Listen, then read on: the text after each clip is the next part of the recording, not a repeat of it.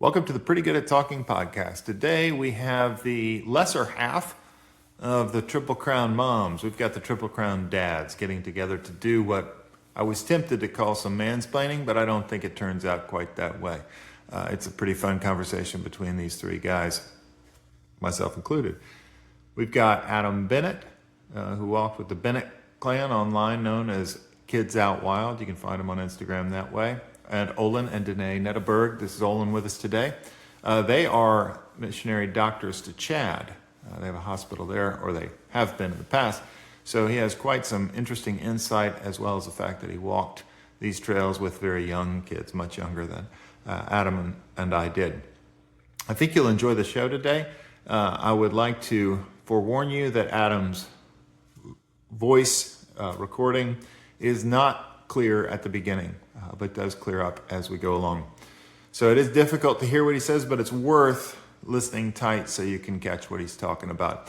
Again, this show is sponsored by Pretty Good at Walking, a lovely book that I wrote about our Pacific Crest Trail hike. It is available for you at all places where books are sold. So pick up a copy, listen to a copy. It's available on Audible as well. But enjoy the show. I had a lot of fun with it. I hope you do too.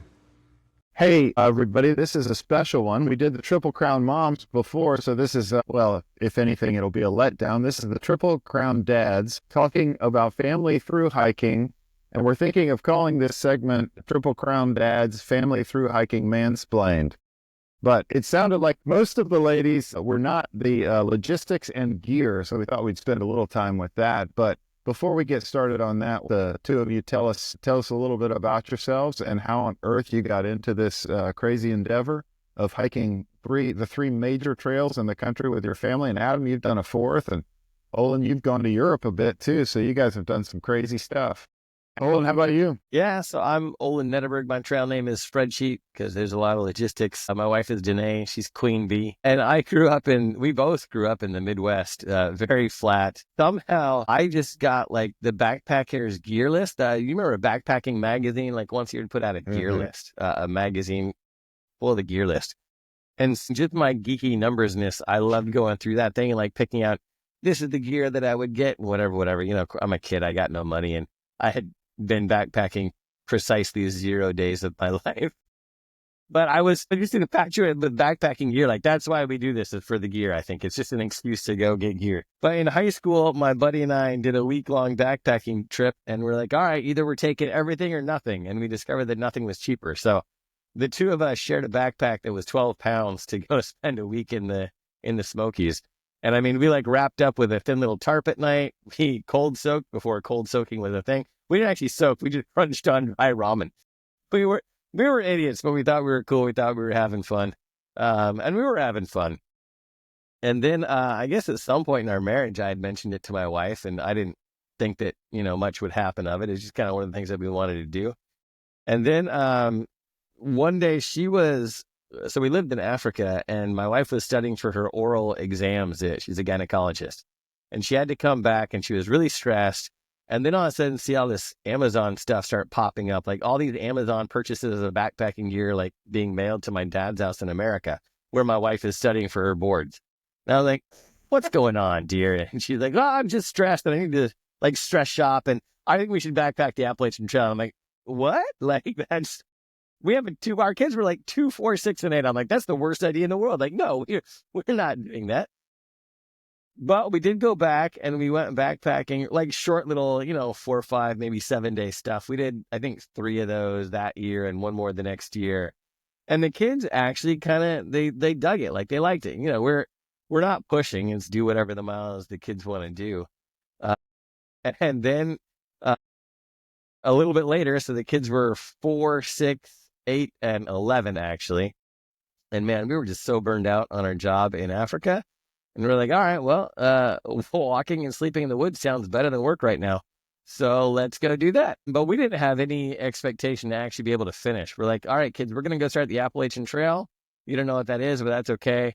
If it really sucks, we'll just stop. Otherwise, let's go for a month. Let's just go as a family, hang out for a month on the trail, and then reevaluate. And after a month, I mean, it was kid-led the whole way. After about it didn't take long at all. I mean, from the first day or two, the kids were pretty much leading out. It was daily checking in, and they just wanted to keep going. Adam, why don't you tell us a little bit about yourself? I live up in Washington, father of 4, married to Mindy. Grew up in the Cascades, hiking across on the PCT from time to time, and hiking little jaunts into Thru-Hiking when I was a kid, and always wanted to do the PCT. So then when you find out that there's other trails and that it all matches up into a triple crown, then of course you got to go big. So then you start having kids, and then you just got to drag down the rabbit hole with you. So that's what something to do. So yeah, that's good, really.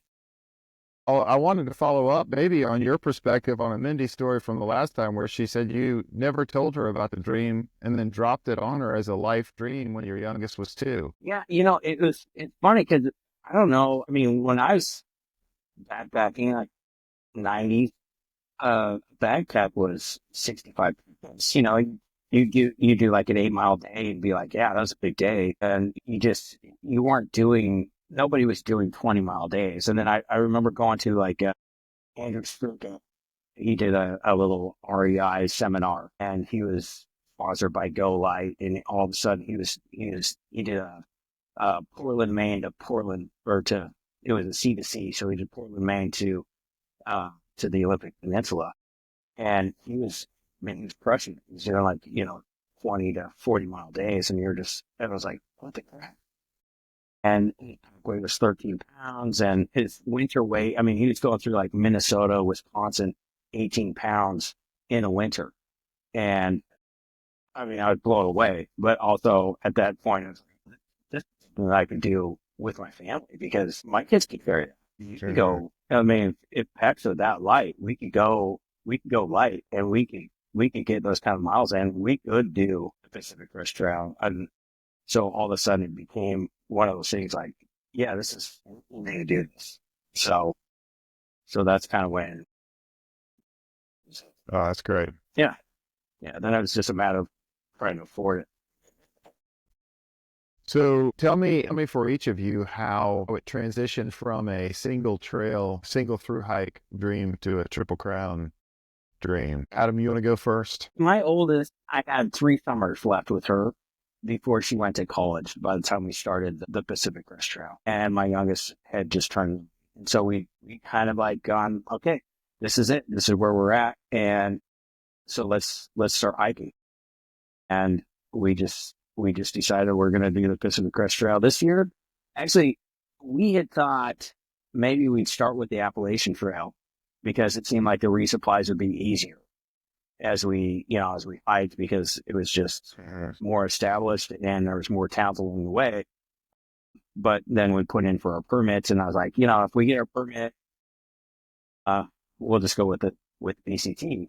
And actually having family all over the West Coast, or it was fairly easy for us to get help if we needed something way in California or Oregon or Hawaii, obviously. So anyhow, yeah, we got our permits, and so we're like, yeah, okay, so we're starting with BCT, and then so that was our original goal. Is like we got 3 summers left with our oldest before she takes off to college, and then I'm sure, Vince, as you're seeing with your kids as they take off to school, it's hard to get them back home for any kind of meaningful time, and I just wanted to have that kind of like lasting impression. To like imprint into their lives. Like, look, this is really important. Like whatever it is, whether it's nature, whether it's togetherness as a family, whether it's, setting a goal of like getting to the next resupply or getting to the northern terminus or the southern terminus or whatever it might be. Like that's, I want you to be able to, let's do this together. And so anyhow, it started with 1 trail, but we knew it was always going to be at least 3. It ended up being 4 because, COVID is Wiley head in there somewhere. And so that kind of threw things off for a little bit. But about halfway through that summer of COVID, it was long enough that we weren't able to start our hike. So we actually did the Pacific Northwest Trail because it was close to home. And so we could actually, we could leave the state. There wasn't any like problems with us, like starting in Montana. And we were back in Washington before Washington was in COVID lockdowns for a lot longer than most states. So by the time we were back in Washington, they kind of locked down the state again, but we were in our home state, so we were legit. And so we just picked up a bonus trail to our Triple Crown. So There you go. yeah, it was cool. You said your oldest had 3 years. Did that bonus trail push her college out a little bit? It didn't, but she actually, Zira Amazon, she didn't actually do that Appalachian Trail with us. She was on a mission for our church. Gotcha. Yeah. So, And she did that as a gap year? yeah. Pretty much. Yeah. She was gone 18 months. So she's back in college now, and maybe I'll do the Appalachian Trail with her when she graduates from college. Least favorite of the big three, but I would do it again just to be with her and maybe go southbound. Does she have that in her head as a thing to finish? I think anybody that does, if you do one trail, okay, fine. But if you do two of the three, I think everybody's like, okay, fine, I've got to do the third. So she does. She does. That's cool. All right, Olen, how about you? Oh, I love hearing you guys tell your stories. It's so much the same emotion, so much the same everything. Like I get it. That's really cool. The one thing that we did differently is we really didn't have a plan to do 3 trails. Our first day on the Appalachian Trail, I think we did like 3 miles. That was it. Then we did have like a big 7-mile day, and then I think it was like day 8 or something on the AT. We were like going for an 8-mile day, like our big day. And then again, COVID kind of made things wonky. So we had to go an extra 3. So it was like 11.3 miles. And the kids did it, and they're still happy. They're still running around. They're still having fun. And I was like, oh, okay, well, maybe we can finish the AT. All right, cool. And then we got to maybe 2 weeks short of finishing the AT. We're headed down toward Springer in Georgia. And the kids are like, well, okay, so we're going to finish in a couple weeks. Then we're going to go back to Africa. And then what? Like, are we never hiking again? Like, what else is out there? Are there other trails like this? I was like, well, as a matter of fact, since you asked, and I whipped out my phone and brought up, the first thing that came up when I did a search was like 2 guys kind of joking from one of the hiker magazines. And they're kind of pitting their articles against each other, CDT versus PCT, which one is better? So I'm like, all right, kids, here's the CDT, and I read them that article. I'm like, here's the PCT, and I read them that article.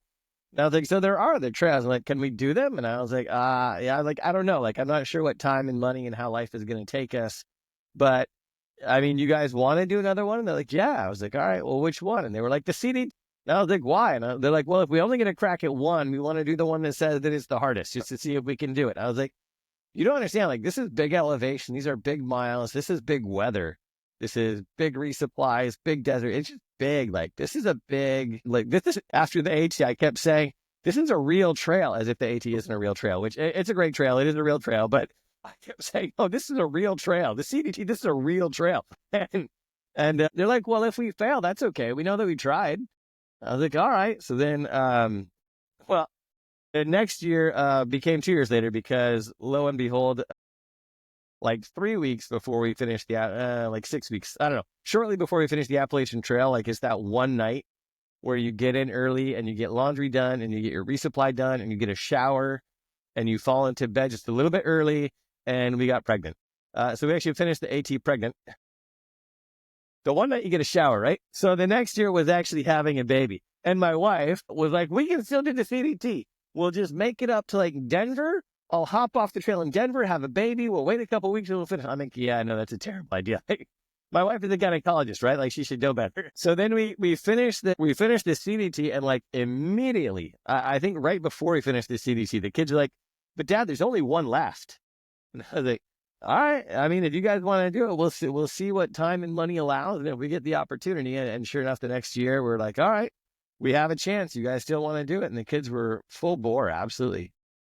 You know, it was great. And what Adam said is so true. Like, you're a team, like you're doing this together, and the kids pick up a sense of teamwork, of doing stuff together, of being able to, which I living in a house, I see this missing all the time. Like, but when you're out on trail, the kids just figured out the routine. Like, okay, we know what needs to happen. Like, water has to be filtered, food has to be cooked, tents have to be put up, or backpacks have to be packed, food has to get hung. Like, whatever the things were, they just looked around, they saw what needed to be done, and they pitched in and did it without being asked. And I was like, who are these kids? Like, that this doesn't happen at home.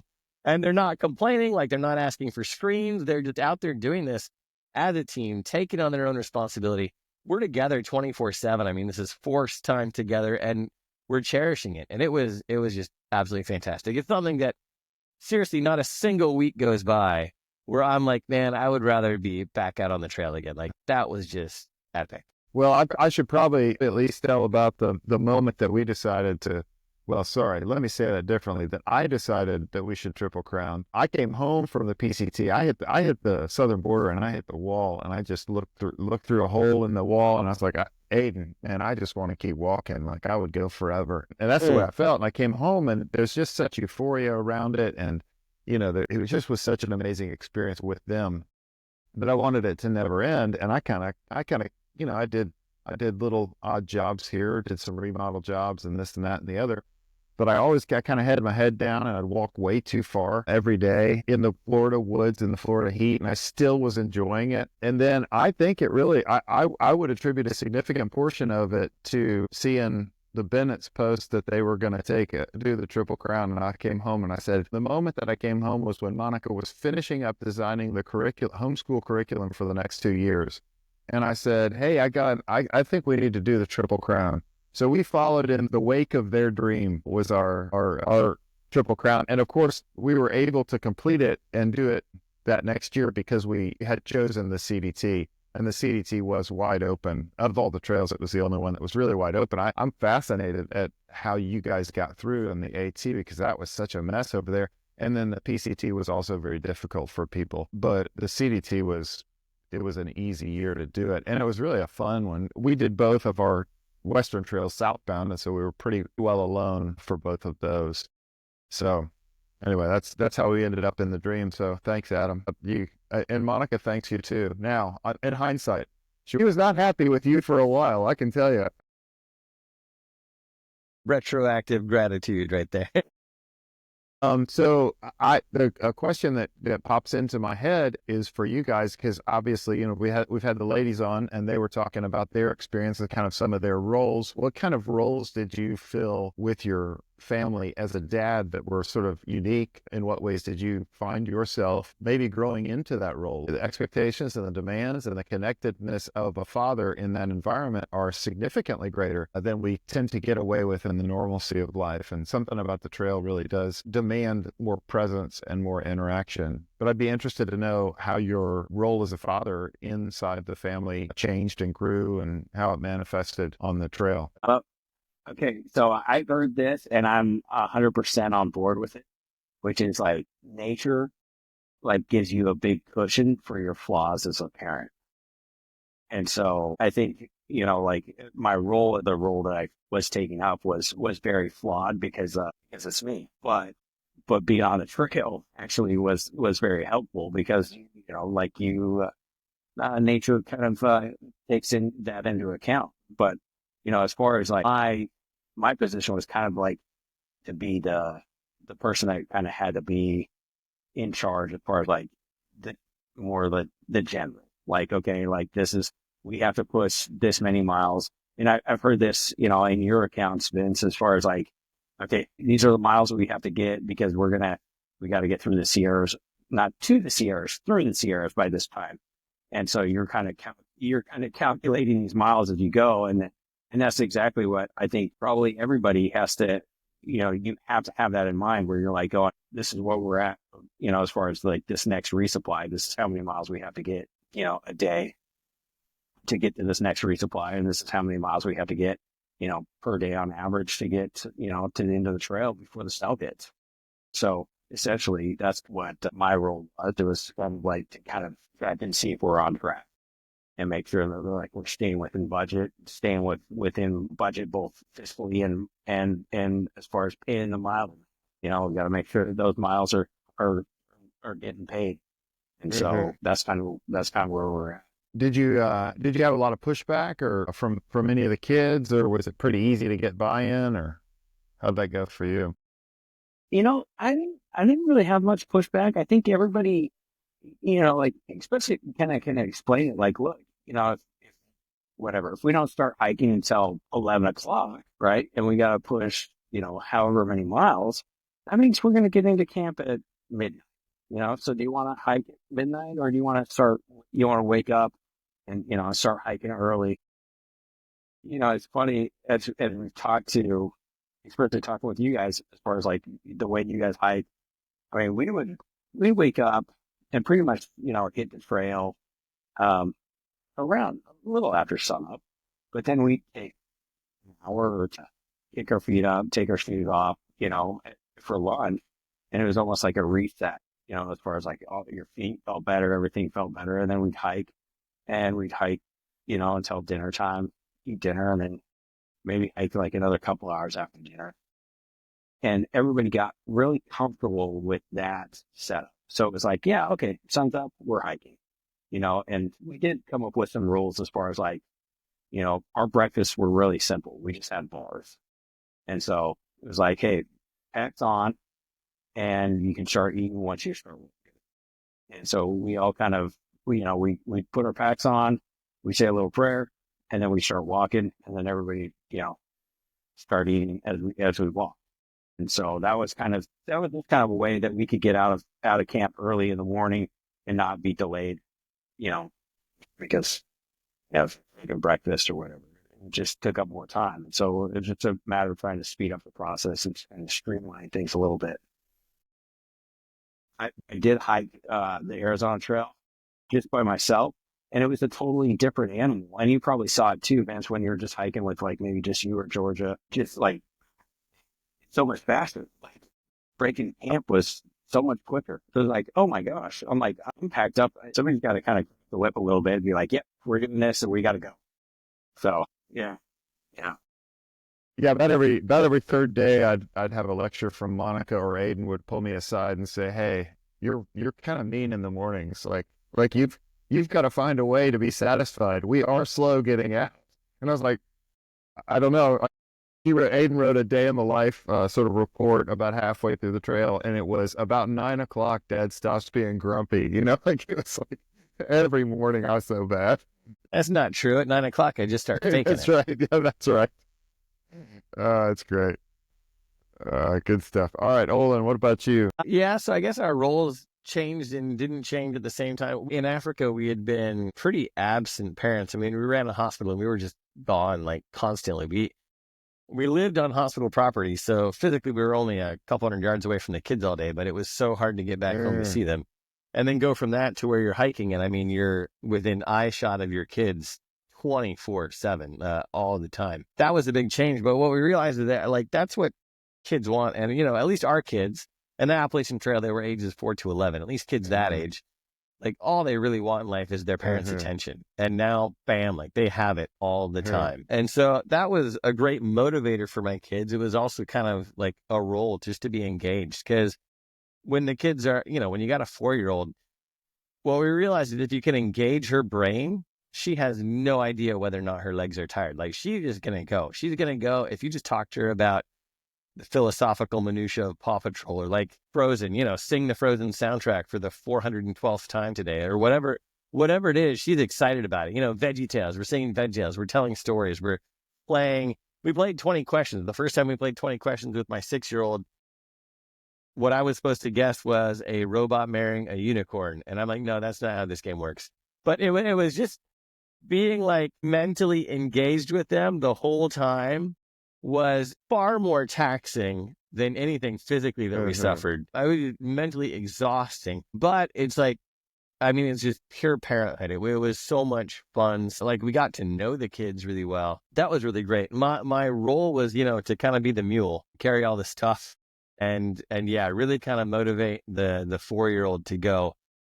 People do hike these trails with just one kid, and I mean, props to them, because I don't know how you do that. At least I had other kids that, they could like entertain each other, motivate each other. So I wasn't on 24 hours a day, but yeah, it was challenging. And it was, for us, we started with the AT, so it was less pressured by season than the PCT and the CDT are in terms of, you got to beat the snowfall, beat whatever. But I started off with a spreadsheet of like all the foods with calories, like calories per gram and calories per dollar, and like trying to figure out how we can afford this, like getting the food down and cheapest, how I can carry all the food, knowing exactly where the water was, where the potential campsites were. I had a spreadsheet right from the beginning that was like, all right, we're going to punch in this date. Like if we want to make October 13 the final date, or like November 7 the final date, whatever, you can just put in the date you want, and it will tell you how many miles a day you have to average. And then every day you just punch in the mile mark you started at, the mile mark you finished at, and it calculates it all, what your average is, what you have to average, all those things. I just made spreadsheet after spreadsheet. Like I had the weather of especially the CDT and PCT, like, I mean, every little section of that trail with snowfall, rainfall, high-low temps, mean temps, snow melt, like just everything to try to figure out where we could go when, so we could actually piece together the entire trail in one go. Because little legs don't go fast, but they can go far. I mean, it's unbelievable how what kids can build up to. When our daughter was 4, she heard other AT hikers talking about a 30-mile day. She's like, "What's that? I want to try that." A 4-year-old saying she wants to try 30 miles. She has no idea what it is, but we're like, okay, well, let's try it in this flat section of New Jersey. That's amazing. And I mean, her brain like just completely melted and shut down, and she's a zombie walking, but her little legs are still pumping away. They're fine. And the next day she pops up. She's not tired at all, but she wasn't sleepwalking, but she was pretty close to sleepwalking. And when she was 7, I mean, she did like a 40+ mile day, and just, it's unbelievable what they're capable of, but they weren't fast. I mean, we just could not get those little legs to go fast. So many nights, I mean, we were hiking into the night because they weren't tired. Like they weren't tired at all, but the sun's going down and they kind of know what miles we got to do if they want to finish. And the whole time I was like, yeah, I mean, every day we're like, we don't have to finish the trail. It's okay, whatever. And every day they were like, no, we want to finish. I mean, there were bad hours. Like every kid had a time when they sat down and cried, like, I don't want to do this anymore. But legitimately, honestly, by the end of every single day, the kids wanted to keep going. There was never a day where they're going to bed wanting to get off trail. There were mornings that were cold and wet. They're like, oh, I don't want to do this. And that also took some pretending to be chipper and happy when you're really not, and you just want to be as miserable as they are, but you have to fake it. But yeah, no, by and large, it was our motivation. It was our drive. It was our initiation into it. But after going for a little bit, the kids drove us a lot. Like they wanted to go. But yeah, so then we went on to the CDT. We had a baby. I mean, we had like an 8-month. Was she 8? I think she was 8 when we started. Yeah, she was like 8 months old when we started. So my wife carried the baby, and then we have to carry, baby gear. And my wife is carrying the baby, so she can't carry any weight. So then I had this insane pack. And we're starting in New Mexico where we're not doing big days. We're doing, not big mile days when we're starting. So I've got to carry like a day and a half worth of water for 7 people. It was like first day, I've got like bleeding bruises on my hips. It was crazy, but I was very, very, very much so the mule on that. The kids were a little bit older. The kids had kind of known what to do. So they were good at motivating and encouraging each other, keeping each other happy. I wasn't quite having to kind of mind ninja them into being happy down the trail at that point. And then actually when we did the PCT, the baby had grown too heavy for my wife. So I carried the baby on the PCT and I was lighter than ever. I thought that was great. Plus my oldest he was 14. Yeah, so he became he wasn't carrying more than me, but he was carrying a significant amount of weight. So I was rarely over 50 pounds on the PCT. I was feeling pretty good about things by then. Good night, 50. I don't think I ever carried 50. Did you? Maybe on a big water carry, but I still think I never touched 50. No, even finishing in Glacier, like I finished with a 75-pound pack in Glacier on the CDT. And in New Mexico across the desert, it was well over 100 pounds. Like it was crazy. It was off. Smile and make it, fake it, pretend that you're having a good time. And it was a good time. But boy, yeah, that was, I looked at people with like 60-pound packs and I was like, oh, if I could only get down to 60. That was my goal and I never made it. But on the PCT, I never hit 60. Did you wear boots? And so on the AT, we wore boots, which looking back on it, I mean, we didn't know any better. And plus, we carried all of our old garbage gear that was really heavy. And I was like, oh, we don't need new stuff. We can just carry everything really heavy. Who cares? I just got to keep up with a 4-year-old. And then after a week, 2 weeks, I was like, let's go see if we can drop some weight. Hey, let's get 50 pounds lighter here as a group. So then on the CDT, we went the opposite way and we actually did zero shoes. So, I mean, like ultra thin, and I think they would have worked out really, really well. My wife liked them. She still wears them. She thought they were the best shoes ever. She still loves them. I think just with how heavy my pack was, that was a bad idea. If I were going to do ultralight, I'm sure it would have been fine. But yeah, then on the PCT, I did the typical, I started out with Oboes trail runners and then ultra trail runners. And yeah, I tried Topo trail. I tried everything. That's the place where you don't want to save money is on your feet. If you're spending money, spend it on your feet. Oh, man.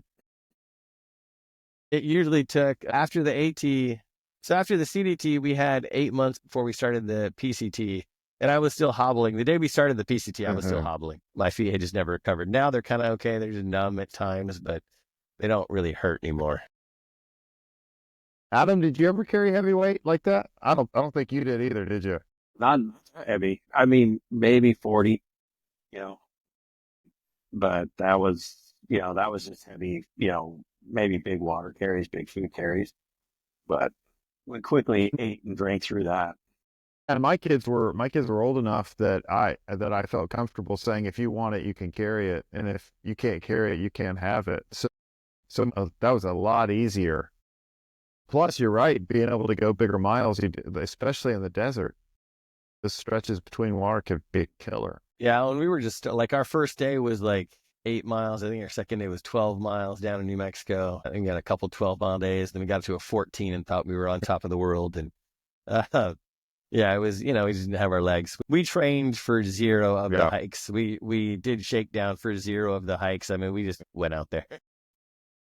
I think what would be fun maybe to do is, because, we have there's that Facebook group, which is really fun. It's Families That Thru-Hike. It's largely populated by what would be the wives of the people that are going to be doing the hiking. So I'm assuming that at some point they would direct their husbands into some action. And I think it might be kind of fun to get you guys' perspective, or sort of like what you would offer as guidance to somebody who is setting about beginning to outfit and prepare their family for a hike like this of significant distance, multiple sections, a long distance. I mean, presuming we're talking about one of these 3 trails would be the easiest way to talk about it. But if the truth is, if somebody's setting out to do the long trail, it's all the same thing. It's 300 miles or whatever it is. So you got to do a lot of different sections.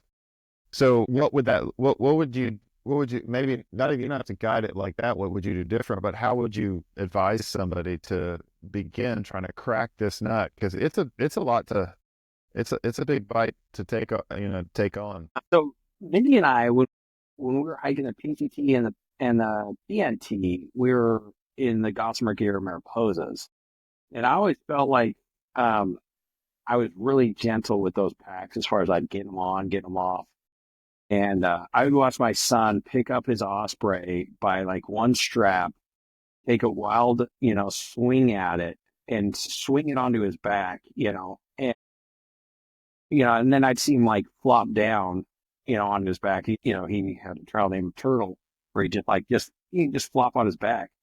And so, I mean, one of the things was like we hiked a lot in Osprey packs, and having that like a lifetime warranty on those packs, because we had to swap them out. We had to swap them out a few times, was a big money saver for us. And they did hold up. Like if I'd given my son that same Gossamer Gear pack, and don't get me wrong, that pack was a great pack and very comfortable. Many loved it. It is not a teenage boy like that. He would have just blown that thing apart within 100 miles. So I kind of I would have steered people towards like Osprey. They've got a lifetime warranty. Go with it. Buy that pack, and because you're going to abuse the crap out of it, and take advantage of that. And then like Owen was saying, like, don't scrimp on the shoes. Like, you got to find the right shoes, but you know, you can't make them last longer than they're going to last, or your feet are. I think those are two big ones. So, beyond that, like I always felt too, like we could get into some pretty bad weather, and to have like a good tent and to be able to get warm was really important. And I've heard some stories from you, Vince, about like some cold days where you were wet and you were snuggled up, and like it was just brutal. But like I always felt like, hey, you got to be able to get into some shelter and get comfortable. And I remember reading something early on, like as far as like the amount of people that made it through a successful completion of a through hike were ones that actually slept well. And so, like if it takes a 15-degree, sleeping bag, and it's going to cost you an extra, 5 ounces, that's probably 5 ounces well spent, So Mindy and I, we actually we're sleeping on a double wide mat that's a big Agnes, and it weighs quite a bit. I mean, it's a heavy mat, but it's 3 inches thick, and she can snuggle right up next to me. And we have a double wide quilt. So because of that, I can go I sleep really warm and she sleeps really cold, but she's just sleeps right up next to me, and I'm able to keep her warm. And so we're actually kind of saving a little bit that way, both in that was just one quilt that weighs 34 ounces, and then a mat that weighs about 2 pounds. Worth every bit of the weight because we sleep so warm and so comfortable. I can sleep on that as good or better than I sleep in my own bed. So I love it. Yeah. So as a guiding principle, your math problem there that you're running has to do with comfort, and your weight calculation has a lot to do with comfort. In terms of comfort, you're thinking primarily sleeping well if you're going to add ounces to stuff. Would you say that's the same with the kids? In a way, yeah. Now they're a total different animal. My kids, they would rather sleep with the Z mats or yeah, that's about the Z light mats, because they didn't have to blow them up. They could just throw them out and sleep on them, and they didn't want a mat that they had to blow up. They're not as comfortable, but they didn't have to blow them up, and they actually weigh about the same. But they didn't have to worry about finding holes and patching them, and it was just easier for them, and to actually break them down at night or in the morning to pick up. It was just fast. So that was pretty much their go-to. I have one kid that kind of bounces back and forth between a blow-up mattress and just a regular close-up. But everybody else is just like, no, this is easy, this is fast, and this is so.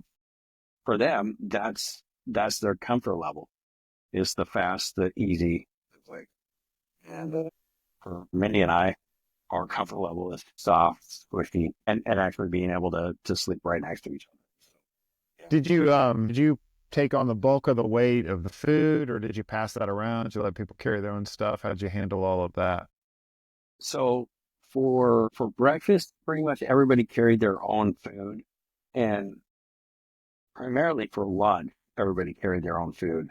For dinner, a lot of times, especially on the PCT, we were cooking as a family. On later trails, we divided up, but we were still also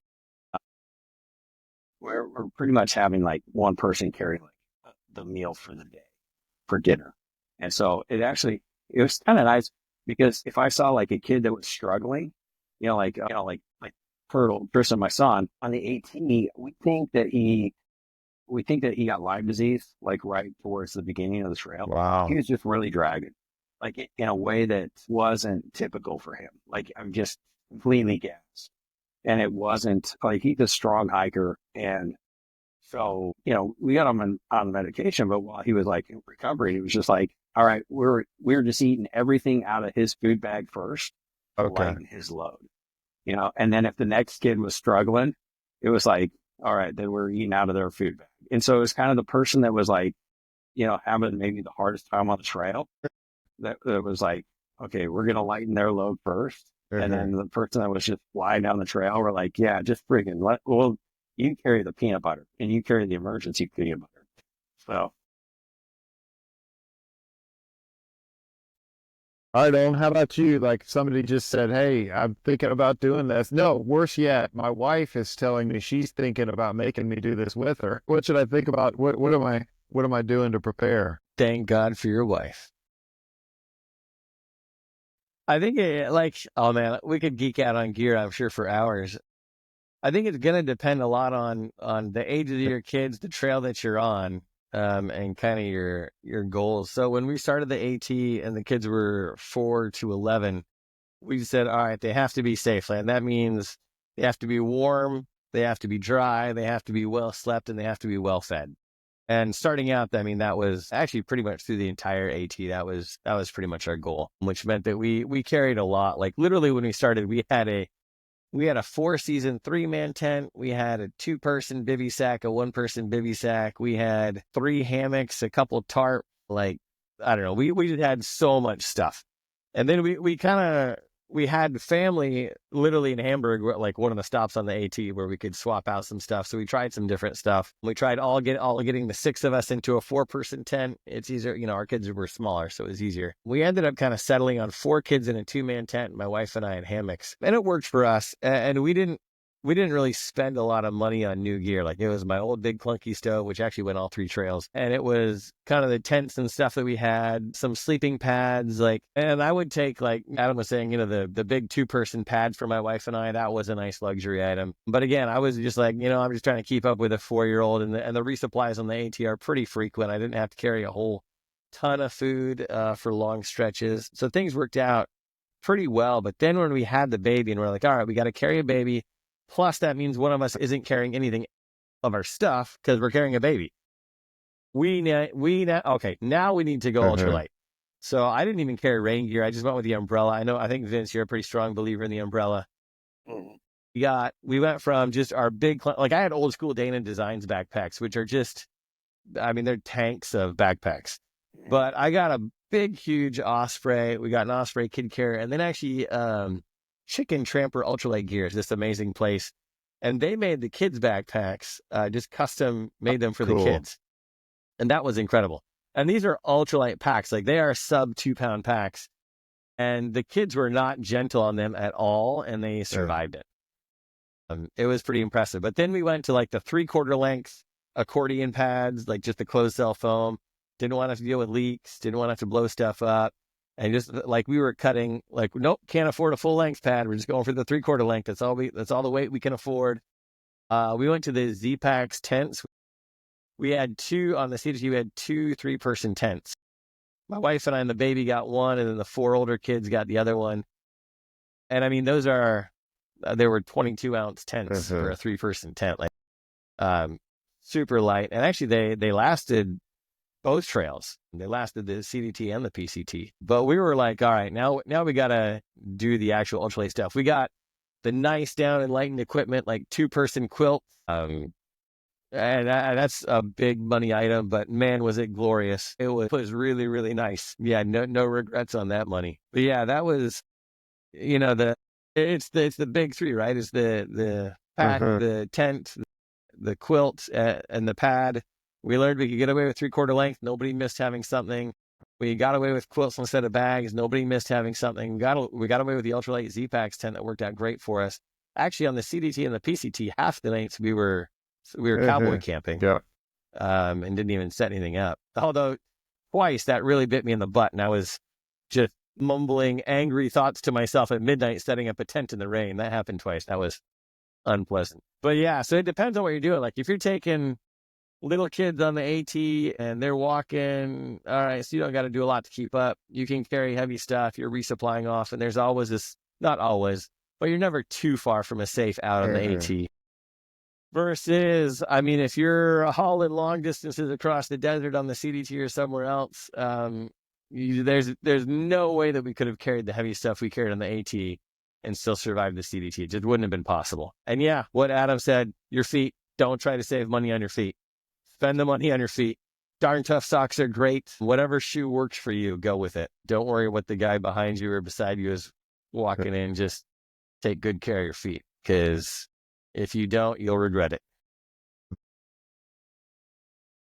My wife and I were both physicians. I'm an ER doctor. She's a gynecologist. Legitimately, our medical kit reduced eventually down to a roll of Leukotape. That was our whole medical kit, was just a roll of Leukotape. Could fix anything with it. It fixed gear, it fixed blisters, it fixed whatever it is we needed to fix. Yeah, that was, I guess, our luxury item, was a full, giant, heavy roll of Leukotape, and we just share it with every hiker that we found that had a problem with gear or whatever they had. I have found that when I've gone hiking with other people subsequently, I'll have my pack, and my pack weight is no bigger than, and when I'm not with the kids, it's around 10 pounds. But almost every time, inevitably, I'm pulling stuff out of my pack to hand it to other people when they need stuff. I'm like, how is it that I have all this stuff and I have nothing, no weight? And I'm still feeling good about giving it away because it makes me lighter. So Adam was saying, or you were saying, you eat the food from the kid that's kind of dragging. That was me. I was carrying all the food. So every day I got lighter, and so I'd be skipping into town before the resupply, feeling light as a feather. And then of course you take on 40 plus pounds of food for the next. Jeez, that would be so hard. If you're hauling 6 days of food for 7 people, yeah, I'd be over 40 pounds of food at times. That's miserable. It was rough. And then usually you guys had the long siestas, and we couldn't do that. Like, we just, our little legs just could not go fast. Even on the PCT, our youngest was 7. And I mean, there just was a top year that you just couldn't get past. You can't do 3 miles in a week. Well, I guess we could occasionally for short stretches, but, so but they could go forever. So instead of taking the siesta, I mean, we just pull out stuff and eat while we're walking, or maybe sit and eat something small. Maybe if we had huge time available, we'd cook a meal for lunch. But oftentimes we just get up and walk slowly, walk until, you have a reason to stop. Like, you have to filter water, you have to do this, you have to do that. And that's when you stop. Otherwise, we kind of did the tortoise part of the tortoise and the hare and just went slow and all day, and rarely did we stop. Rarely were the kids in bed before dark. That was always the goal, and we almost never made that goal because we just knew what the miles were that had to get done, and the kids were every bit as motivated to finish the trails, or more so than the parents were. And so, it was always doing math all day long. All right, if we got to do 18 miles today and we're starting this time, how many miles an hour do we have to go to get there before sunset? And just that was our math curriculum on the trail. Yep, trail math. Did you guys, either of you, find any particular resources helpful in terms of doing your research on gear? Is there anywhere you drive people that you felt like were really good? For researching gear, I mean, I guess just the general internet. I don't know. I'm I guess a little OCD and controlling on those things. I just like to go to the websites and pour over all that stuff myself. Yeah, for gear, I guess. For other stuff, just trying to figure out the logistics of everything else, the timing and the weather and all that. No, I needed additional help on that stuff. I liked, same. I particularly liked, sorry, go ahead. Well, I was just going to say the same thing. I just went to all the websites and did out a spreadsheet and just kind of compared each. Yeah, you guys we were a little more thorough than I was. There's a Halfway Anywhere has a end of year survey that he does of CDT and PCT hikers, and I just love it. Like, because it kind of, and he even breaks it down to who finished with what gear. And so I'm like, I think I want to be carrying what those people are carrying. So I'd start my research there and go from there with him quite often. No, that is a really good resource. Yeah, I looked at that too. So I have a question for the two of you guys as well. This is an interesting one to me because a lot of people will ask. They'll say, did you feel comfortable walking separate from your kids? Oh, and yours were a lot younger than mine, and so I imagine it was a little different. But I just wondered. I think people tend to wonder about that. Like, do you feel comfortable walking separated from your kids? Adam, I think I know that you do because you lost Turtle in the Sierra Nevada, so he must have been off by himself. But yeah, what was your experience like with that? Well, at each intersection, we had a little sign that we, draw an arrow and smiley face, just to kind of indicate where where people were going. And then basically, if we were like in a section where there wasn't like a lot of water, that's where we like wait to meet up and so that we could regroup, kind of do a head count, make sure that we hadn't lost anybody. But I would say as a whole, yeah, at the water stops or, like, okay, we're going to meet at lunch. Like this is going to be a good spot. Uh-huh. And, there was times I know that there was a long walk into Rawlins, Wyoming, where honey badger and turtle had gone way up ahead. And I don't know what they were thinking, but they were just like, they were miles ahead. And it was time to camp. And it was windy and there was no place to camp. And it's like, you guys, so I guess it depends on the kids and if they were paying attention. I actually, I felt like it was a good thing for them to kind of spread their wings a little bit and learn. And honestly, my youngest, that girl is so sharp as far as like picking up like good places to camp and spotting.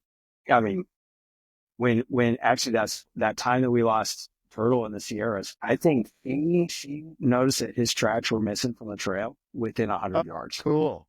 So, That's neat.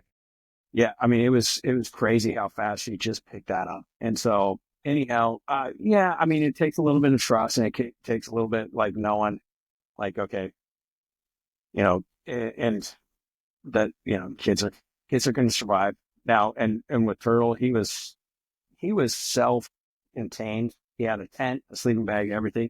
With my girls, like one girl had the rain fly, one girl had the body of tent, one girl, so it was like, if they got separated and they had to spend the night separate, they kind of all were in trouble. So, yeah, I mean, there is some concern, but, it is. Did they each carry navigation? Nope. In fact, pretty much just Mindy and I were the only ones that had Wow. Far Out. We had Far Out and we had Gaia, and that was it. Yeah. Wow. On the CDT, I could see that coming back to bite you. There's a lot of options there, and the trail's not well marked, so it's really a wonder. That one, like PCT, is pretty intuitive. AT's every 12th tree they've painted, but the CDT's got some options. Yeah. Yeah, and on the CDT and on the PNT, we were a lot closer together. Oh, like okay. Okay. On the PNT in particular, because that one, there's still parts of that trail that's bushwhacked. Uh-huh. We were right on top of each other. Like there wasn't spreading out. So yeah. How about you, Olen? I mean, yeah, it's kind of kid dependent, but very age dependent. So by the time he was 14 on the PCT and had already hiked 2 other trails, we gave him a pretty long leash. And he had also just been diagnosed with epilepsy literally the day that we started he seized on the way back from Africa for the first time ever. And so we got in with a pediatric neurosurgeon in Southern California. And we're like, all right, well, we're killing time here trying to figure out what's going on. Let's just go hike the PCT here around. It was up at Big Bear. I was like, let's go to hike a stretch here in Big Bear for the day while we're waiting. We had literally parked our car and had just walked across the street to start hiking. We're going to do, I think, 15 and a half miles of the first day. And we're just across the street and my phone rang. And it's like the neurologist saying, hey, can you make it down for an EEG in like 20 minutes? And I was like, yeah, we can. Everybody back in the car, like went ripping down the mountain to go get the EEG done. Part of that was just kind of showing to him, okay, you have this thing. Yeah, it's not a big deal. You take your meds. You're going to be okay. Be responsible. We're going to give you a pretty long leash. The neurologist says you're unlikely to have another seizure as long as you're taking your meds.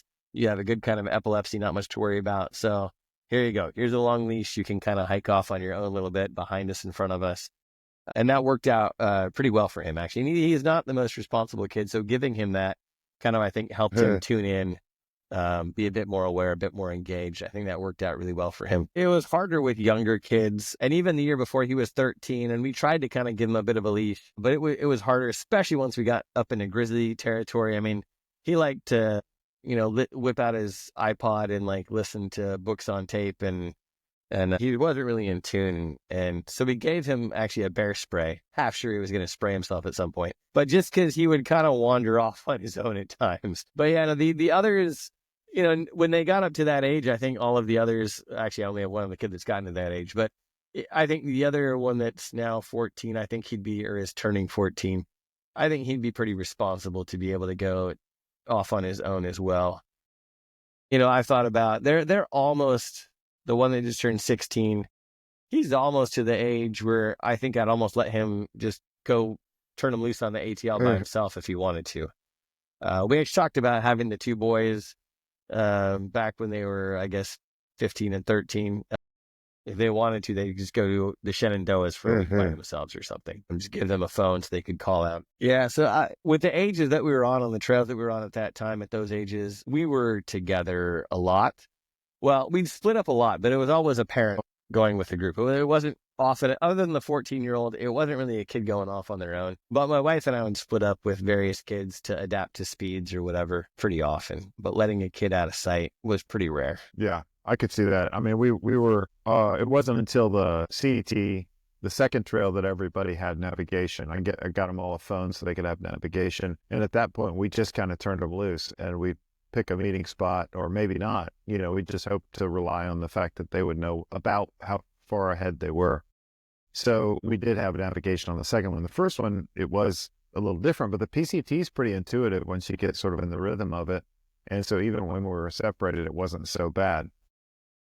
But yeah, on the second two trails, they both had everyone had their own navigation, and they were older, So I had 11. Georgie was 11 when we first started. I do remember that somebody came up in Southern California. Some hikers came across and said, "Do you know there's a little girl all by herself up there about a mile ahead?" Well, she's with us, and then we got a lecture. So, but Did you forward that? A lot of lectures. It was a good chance to brag about what we'd done. I was like, yeah, we've been a long way. We've been out here for 3 months now. I think we'll be all right. Thank you. Yeah. I don't think we really had anybody question our parenting to our face, but behind our back, oh man.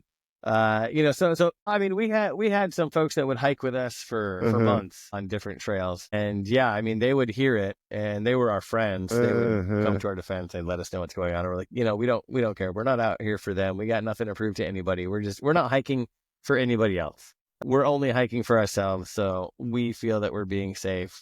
Whatever, they can say what they want. The criticism was, are they being safe typically? Yeah, part of it, or that we're like death marching them, that we're miserable, that they're miserable, and we're fortunate, and they're only smiling for the pictures because we're bribing them. And I'm like, dude, like literally, there are so many people that have hiked weeks at a time with us. Just ask any of them if we're forcing our kids to do anything. No, they're happy kids. They're the ones pushing this as much as any of us.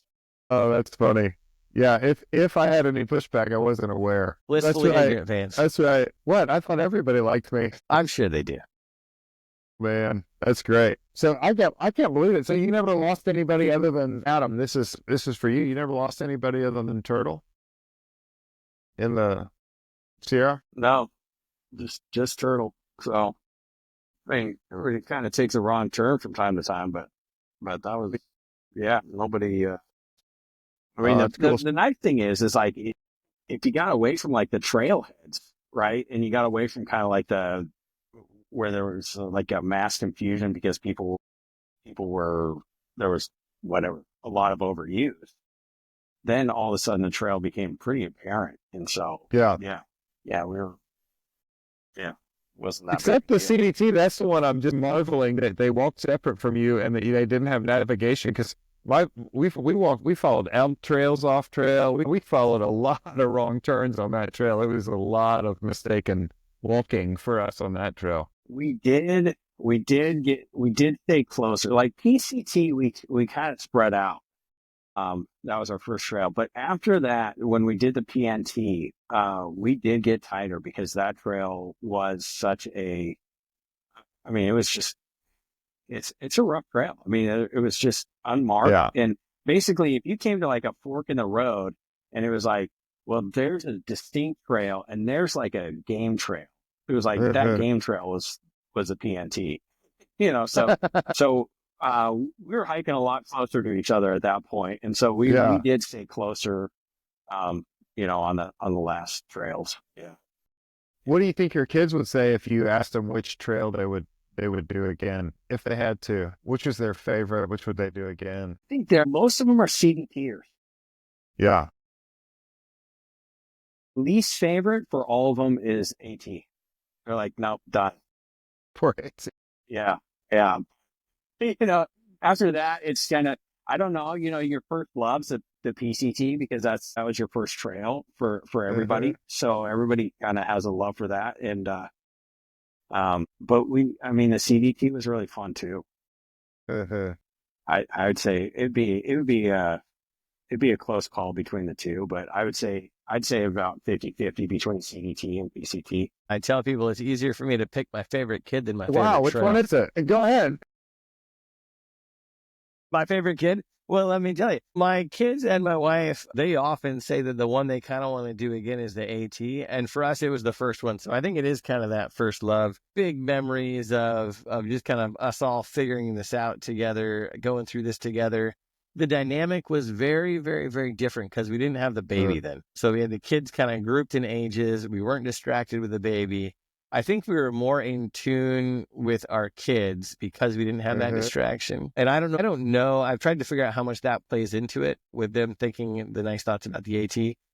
Personally, I think it'd be fun to take a crack at the AT now, knowing what I know. Doing it this time, doing it ultralight, doing it with an umbrella, doing it with all the different things that I think I could do it better now. But I mean, we liked the green tunnel. There were advantages. You definitely don't get the big views. I think personally, if I had to, I don't know, it's really tough. I do really love just the open, wild, choose your own adventure, the CDT. Like that's tough to beat. All the trails have something going for them, but the winds, Glacier is overrun with people, but it still is pretty just amazingly gorgeous. But I don't know. So are the Northern Cascades. There's just so many great things about all the trails. But the attitude, I think the attitude and the approach on the CDT was really great. I mean, the hikers were by and large very encouraging. We're all in this together. We're all figuring this thing out. All the alternates, the AT, shoot, man, if you miss a single white blaze, you didn't really hike the AT. You cheated the trail somehow. You're not a real through hiker. And that was us on the AT. Oh no, we passed every single white blaze. Now, if I were to do the AT again, I'd be like, you know what? I'm going to aqua blaze and take a canoe down the Shenandoah or whatever. I'd be much less regimented of I have to do this the way somebody says I have to do it. Even the PCT, my wife really wanted to redline the PCT, do the official trail on the PCT. And I'm like, I'm not missing. Crater Lake is not the official PCT. That's just silly to go take this big long round through some big burn just to say you did the red line. When we actually confronted this was before that, because before that we were hiking down into Portland. And up here, what's that alternate right around Portland with the waterfalls? Eagle Creek, maybe. Eagle, yeah. I was reading about that, and I was like, dear, we have to take this. The review, everybody says this is worth it. It's amazing. And that was where we were at that time. That was actually our first alternate on the PCT, and it was a real nail and biter for it. But I'm like, look at all these places on this trail where the alternate is cooler. Who cares what anybody thinks? Who cares if we redline it or not? We're together. We're having fun. We're gonna, everybody's definition of through hike is different, and I'm not here to judge anybody else's. You can define it any way you want. That's totally cool with me. I don't care how you define it. What we said is we want to lay down connected footsteps from terminus to terminus. We did all three trails were not sequential. We had to jump and skip around for various reasons on all the trails, but we eventually connected our footsteps the whole way. Did each one in a single calendar year. And for us, we're like, okay, that's our definition of a through hike. And, other people have different stuff. That's totally fine, totally legitimate, whatever you want to call your through hike. But yeah, the CDT, man, we took every single alternate we could find on the CDT. And it was just so freeing so the CDT was our trail after the AT. And after just feeling like it was so regimented and strict, it just felt, I don't know, it felt really cool. CDT was probably my favorite, but the kids keep talking about doing the AT again. We came to the AT after the CDT, right after the CDT, and it was really right after. We finished in November, and then we started in March, so it was right after. And there are so many bad choices that the AT makes, and there are so many trails that connect shorter and cleaner, and then like you say, there's these aqua blaze options, not through the Shenandoahs. We didn't consider that one. but there were several that were kind of neat. Well, there was this kid. Delaware Yeah, River. so there's this kid hiking with us. We got an extra along, and he was committed to the white blaze. And so there were a couple times when I had to walk a long route with him just to make sure he didn't get lost. My family took the beautiful, somebody said, like the wildflowers are going crazy in this one little section right along a creek, and you can walk that way, and it's much prettier. And he's like, no, I'm not going to do it. So I had to go with him to do the longer route. So twice Yes, to him. I know. So I had to do it with him, and I was a little bit mad for having to have done it. But yeah. But I think Yeah, I think for us, I mean, I think for me, everyone would say Georgie's my favorite. So well, you hiked more with her, right? She's the one that latched onto you more for the. well, I did tell that's Aiden. right.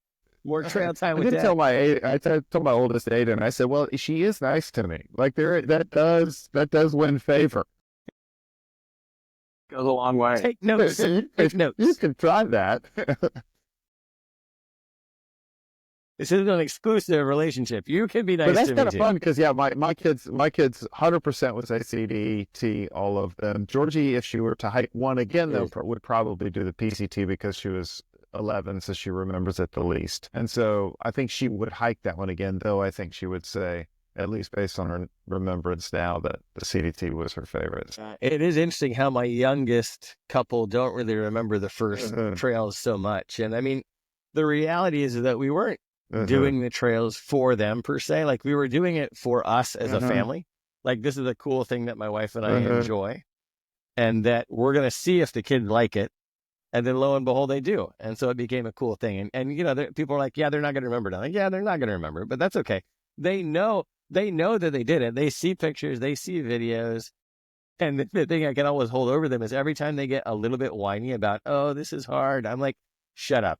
You have walked 8,000 miles. This is not hard. You're fine. You have no excuses now. Ever again. You can do hard things. When I was working through the book and trying to finish it, there was a lady that came alongside me, really wonderful lady. She's nearly 90 and just really sweet. And I gave her the book to read when it was finally completed. She read it and called me over, and I went and sat at her house. And she said, well, first off, it's a great book, but I would be divorced from you. So I think it's probably reasonable to pause and acknowledge that we're in a pretty unique situation. I think that there are some popular movements in the country, homesteading. Everybody wants to be a homesteader, but then they go do it and they don't really love it. The idea of a through hike can be probably romanticized. The idea of doing this with your family could be romanticized. But I do think we're probably, the possibility of this probably is a reality for us, largely because of who we married, I would say. For my wife, I think that if the foot pain was not a reality, and if there were more showers along the way or opportunities to get clean, she would do this forever. But it really is suited for her, and it really is a unique thing. But I know that's true also. I mean, I had so much fun. I was sitting in the background watching the three of them talk and thinking, this is a unique bunch of humans right here. Same for my wife. The showers were a great motivator. Just like ice cream was the great. Oh, we made a deal with our kids. While we're hiking, we will never walk past ice cream without stopping. So the kids would hold me to it. And I'm like, all right, fair enough, whatever. Those northern New England ice cream sandwiches between two cookies. We ate a lot of those. And I mean, that was the amazing part is like, we're just trying to shove as many calories in our kids as we possibly could. Like whatever you want to eat, that's fine. Just go ahead. Problem is when we stop hiking and keep eating like we're hiking. You start the trip with kids that could eat off of the kids menu. And then you finish the trip that they're eating two full adult entrees. It's like, well, I can't do this. That's it. So we're set. It occurred to me in an embarrassingly long period of time after starting that we cook meals and I have my cup of food and my 4-year-old has a cup that is the same size with the same amount of food in it. I'm like, we should be getting like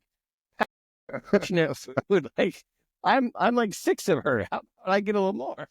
Yeah. But I guess that was my wife's way of getting me to lose weight. But no, you're absolutely right. Like without the wives, I guess maybe there's some remote universe where this would be possible, but it sure would be hard. I mean, every time that I get a little bit flustered with my wife over some little thing, I'm like, what other what other woman is stupid enough to go do all these things with me? You know, live in Africa, hike these long trails. Yeah, and they are unique creatures. And love it. Yeah. You know, Or- I mean, like, You don't have to love it. You just have to smile and fake it. Just pretend you love it. Well, that's true. I would say, yeah. As long as you can fool me, Yeah, I I'm would say happy. that's true, Adam. I think you probably have a unique scenario in which Mindy is just crazy for it. I read her book, and I'm reading every single day, and I'm like, is there another more positive human on the planet? I don't think that there is. It's incredible. well, I'd have to say, you know, like I won a lot of, like all of us, the three of us. But when you have a partner that backs you in crazy adventures, it's like, phew, you won. So go.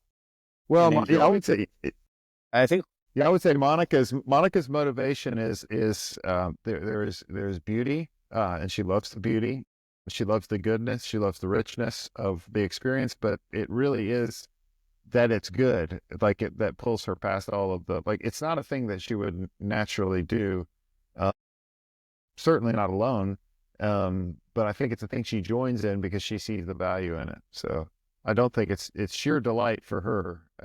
We would spend a good portion of the time. In fact, I think I may have mentioned this in the telling of the story. At some point, I did look at her and I said, I feel like I'm a single dad taking his 4 kids down the trail with another solo hiker, but she would need more time to be alone, to work through frustration, to work through time. She'd go listen to a couple sermons and get her head right and then come back into the fray. But she loves it. I'm guessing you cowboy camped that night. Well, yeah, we started cowboy camping early, and I was not on the same side of the line that night. I think we can all agree we married 3 very lucky women. Very lucky, yeah. They're very fortunate. They chose well. Just don't ask them. That's exactly right. Oh my gosh. Yeah. So yeah. So what are you doing next? Are you hiking more trails, Adam? I know you got to be thinking about it, right? Like every day. Every day. I mean, you know, it's so hard because I want to take my kids and go, but I've got 3 in college and one Mhm. that is just like, Dad, I want a normal summer. And I'm like, why? Like, that's normal is so wrong. Like, I just don't, like, I've never wanted to be normal, but you know, yeah, I mean, I'm kind of, I'm chomping at the bit to do the TRO. Mindy and I have talked about that being like our celebration, becoming empty nesters. As we kick everybody out of the house. Like, When is yeah, that? let's When go. is that for you? Let's go. So Ladybug, our youngest, is a sophomore. So we got Okay. a couple more years. Mhm. We did a little bit in Europe this year, this last summer, and I did do the Arizona Trail last year just by myself. And I really do want to snag Mindy and Ruby, and I'd take my other kids that are in college if I could get them out, and I want to do the Arizona Trail with them. I mean, that's a fun trail. I know this is about like Triple Crown, but I kind of like one of the things like the AT super crowded. The Arizona Trail and the bike trail not as crowded. The Pacific Northwest Trail not as crowded. But I will tell you right now, anybody that listens to this podcast, go do that trail. That trail is fast, it's smooth, and you know, you can knock it out in, you know, a little over a month. So it's not so much of a, you know, whatever, quit your job, burn the boats type deal like the PCT is or the CDT. So I mean, you can kind of make it back in time before the boss actually fills your position if you want. So I kind of want to do that trail again, but do that one with the wife and the one kid. I thought about the Hayduke out there, but I will say, in defense of the potential on the AT, you can make it a lonely trail, but you got to go really fast. Once we hit about Virginia, we were the only people that we didn't see anybody. So it was fun because we got to the shelters before the mice and the food got dropped and all that. So it was really good. I liked it. I enjoyed the AT. My kids, mine are with you, Adam. They would never set foot on that trail again if they had their druthers. Or do it during the next global pandemic. We also had the trail pretty much to That's ourselves. fantastic. Yeah. That's Yeah, probably we key. were very spoiled in that regard. Yeah. And we were also, because we were skipping around, we were hiking where nobody was at that time. I mean, we were in like Pennsylvania in April. We were just moving around where there was Yeah, nobody. that would make it a really interesting trip. Was that the reason? I didn't ask you this before, Olen, but was that the reason for your interesting logistics on the PCT, was to try to find the most convenient times to be in a place? So, well, with the CDT and the PCT, it was really trying to avoid big snow. Like, I just had a thing where I wasn't gonna put my kids in crampons or put an ice axe in their hands. They're just too little to trust them with that. So yeah, it was avoiding snow. And we did the PCT we did was 2023 when the Sierra had that insane dump. But up in Washington, they had you guys had 3 weeks in the 90s, like in spring or something. So you guys had an early melt up there, but the Sierras were crazy deep that year. So yeah, I was skipping around to there. Yeah, same thing on the CDT. It was kind of skipping around to avoid big snow and then come back to it after it melted. So like I said, I had my spreadsheets all laid out, kind of where stuff was likely to melt off first. And kind of go to When those did places. you do Colorado? Colorado, we were some of the first on the CDT that year. It was I think a May 17, May 13, May 17 start, March, March. I think it was March 17 that we started at the Mexican border. And we went more or less straight up to the Colorado border, except the last stretch from Ghost Ranch up was huge blowdown, huge post holing. And, when we had getting up to Ghost Ranch, my kids were post holing through 100-yard, 200-yard sections, and they thought it was great. And I was like, yeah, but after a quarter mile of this, you're not going to think it's so great anymore. So we actually jumped up and in the Great Divide mountain bike route, which I actually think Adam may have done that too. I don't remember. But yeah, so we then came back down to do that. But by then it was, fires. So we were in fires. So actually, we road walked clear from, Coomber's Pass all the way back around to Ghost Ranch. That was a miserable road walk, but we did it. Whatever, it's fine. Then, the San Juans were just way too socked in with snow.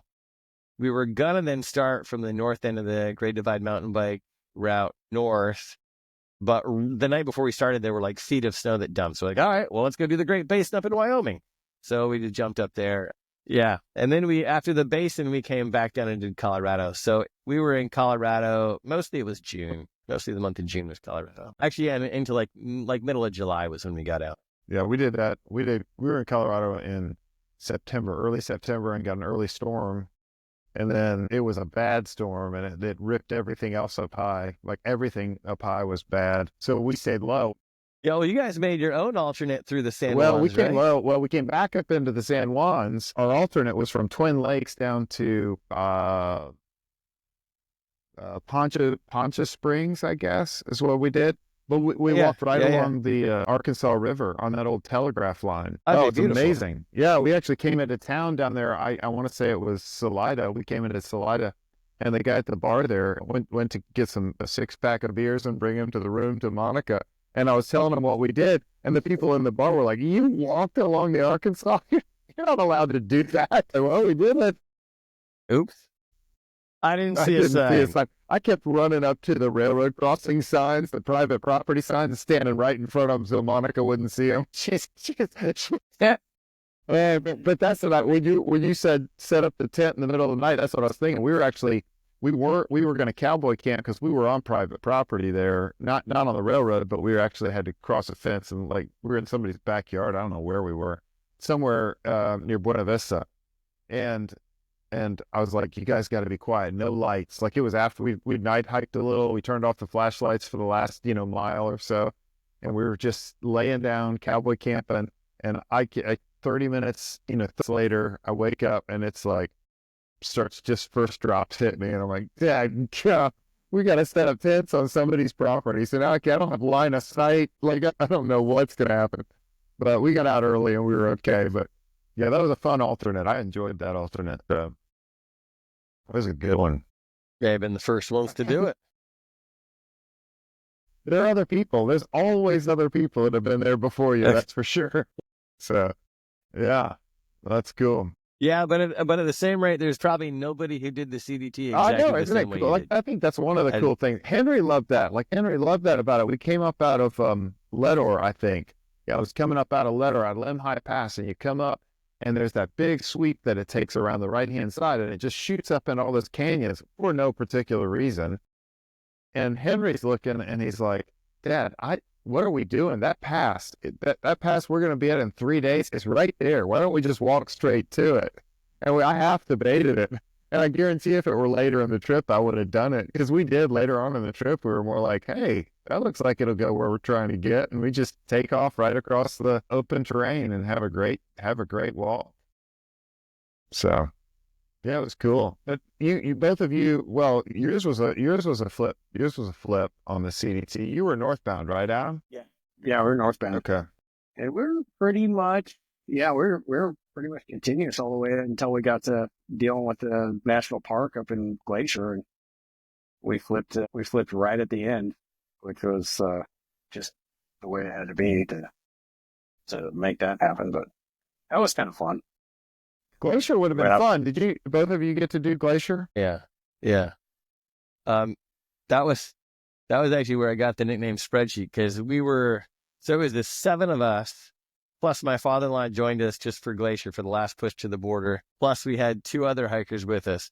So we were a party of 10 trying to push our way through Glacier together. And, oh, man, with all the permitting and the campsites and everything, that was a mess. But I spent a long time one night figuring it out, and then I went and first guy there at the permit office to get the permits the next day. And yeah, got it to work out. That's great. But yeah, we went up to the lake. Oh man, I'm blanking on the name of the lake.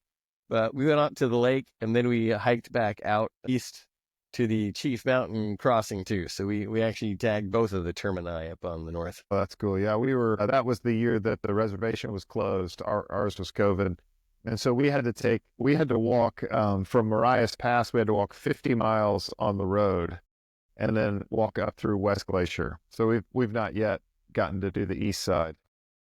It's the CDT. What's another 50 miles on the road? No, exactly.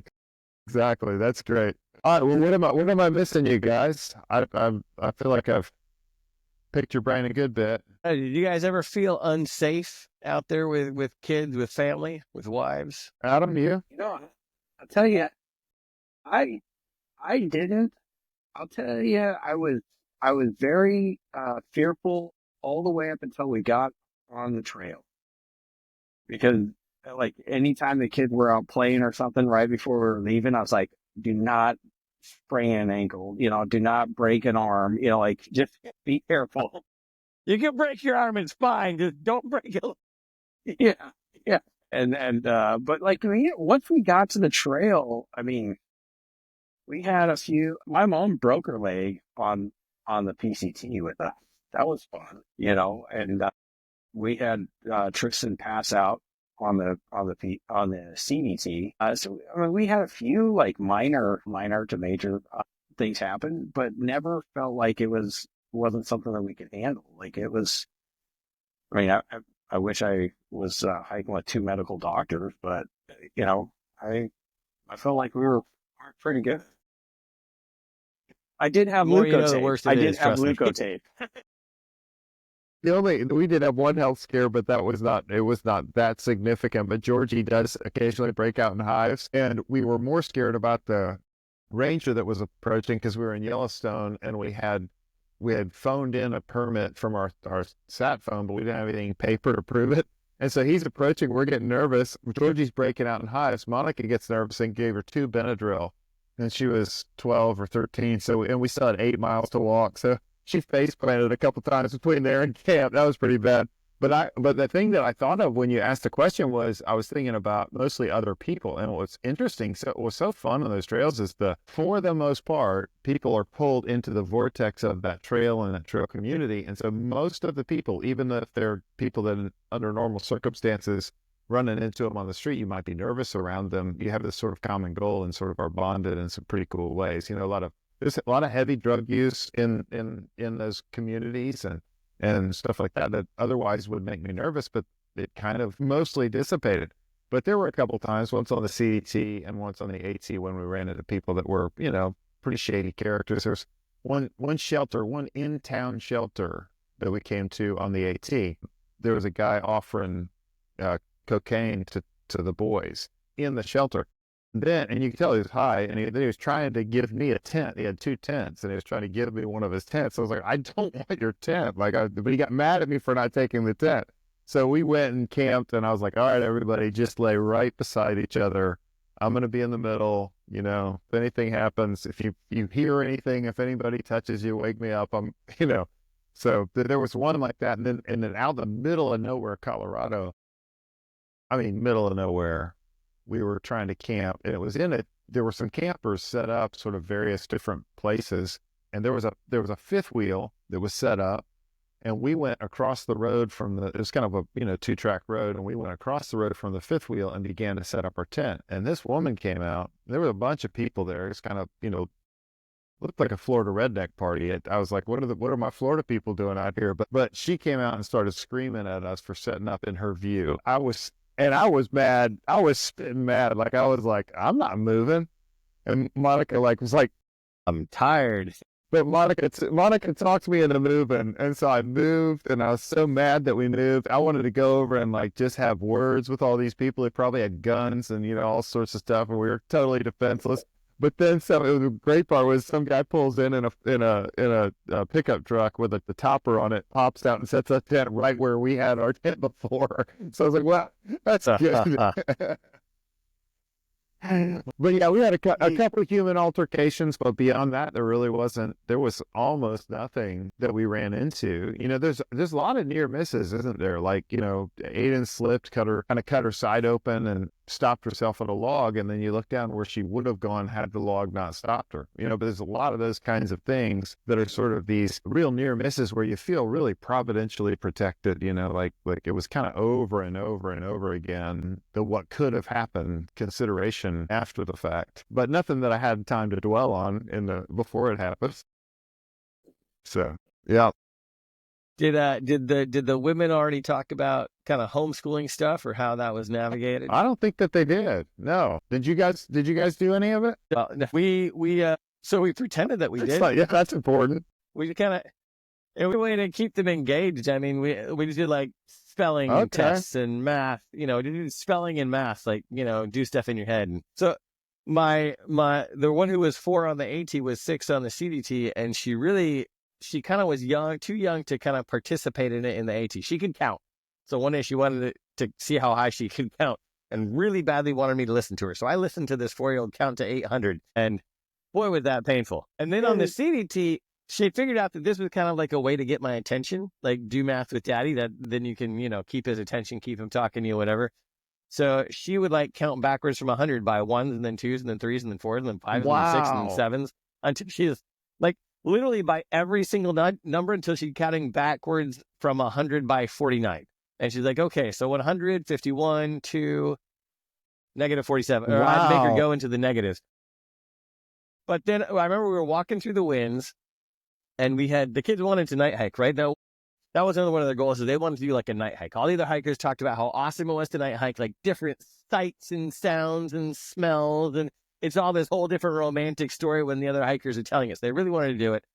So all right, well, we're hiking out to Pinedale. If we night hike, we'll just be out there about sunrise. So sure, let's go ahead and night hike. So we're going, and 10 o'clock, the kids are like, yeah, I'm done. I'm tired. They're falling asleep. Okay. So we cowboyed. But the next morning, we're getting up and we're walking out, and the 6-year-old turns to me and says, Daddy, there's 1,440 minutes in a day. I'm like, shut up, you little freak. What are you talking about? She's like, well, 60 times 24. So 60 times 20 is 1,200. And then 60 times 4 is 240. And 1,200 plus 240 is 1,440. I was like, something's very wrong with you, child. She loved doing math and give me spelling and whatever. So that was it. But then after the AT, we did bribe our kids. We said we'd pay them 10 cents a mile, but we got to decide what it was paid for. So the AT was, 2,200 miles. So they got $220. So we bought them each iPods. And then the idea was we're going to put classic literature on the iPods, and they can listen to classic literature while they hike. It ended up being all these mermaid fables and garbage stuff that I was like, please just put it in your earbuds. I don't want to hear this anymore. But the oldest actually did go through quite a bit of that. The second's not so much, but So we kind of faked that with school. But like you, I mean, we were homeschooling anyways. I'm not sure.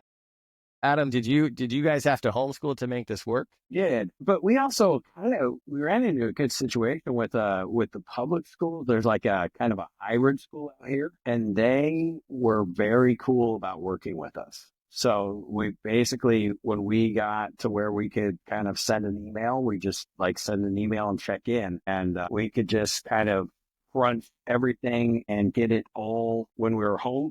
We just all the kids worked really hard and turned in a bunch of homework and got everything done ahead of time. And then just to kind of keep the truancy officers away, we just checked in like once a resupply and said, yeah, hey, we're here and we're doing phys ed and geology and maybe a little astronomy. Yeah. History and yeah.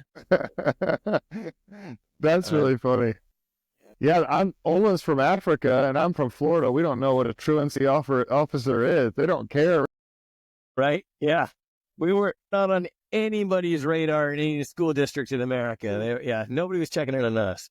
But yeah, no, it sounds like, I mean, that your kids were willing to work that hard to get through it on the rest of the time. That's pretty amazing. We wouldn't have been able to do any like legitimate schooling on the trail. There was no way. But our kids got far ahead, and then, we took off a ton of time and they kind of fell back to where they should be. But yeah, no, it's really cool that your kids were really, and that's a sign that they really wanted to do this, and they were working that hard on the off season, the non-hiking season, so they could pull this off. We did That's it. really We cool. did it. The first trail we made up homeschool in the summer, and that was part of the motivation for having everybody have a device. On the second one was both navigation and that we could direct the schooling. And we had my cousin teaches at a classical school, and so he gave me some guides and questions for some books that he had put together for some American history. So we all did that together. But we just kind of pass out assignments in the morning.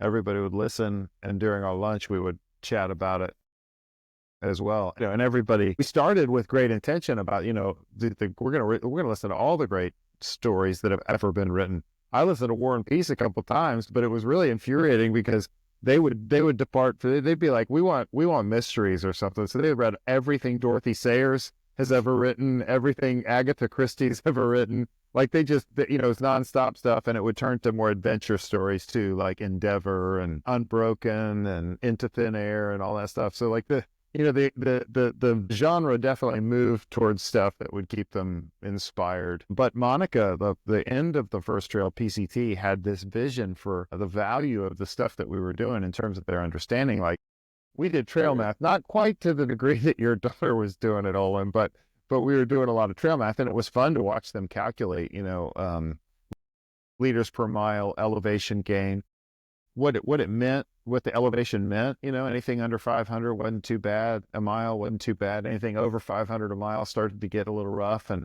they just did a lot of that kind of work naturally. And I think Monica kind of came home with that heavy appreciation for the value of this kind of doing education, and eschewing some of those other things. And so, unfortunately, she got home with that vision of what she really wanted to do, but then she also tacked on the requirements. And so they didn't actually come away with less to do, they came away with more to do. But until we did the second set of 2 trails, after that, you just had to abandon some of the sciences and some of the maths. You just had to say, well, we'll leave that to the future. And if they want to be missionary doctors to Chad, they're going to have to pick up some of these biologies on their own. There's not a lot of competition for the job, I can tell you.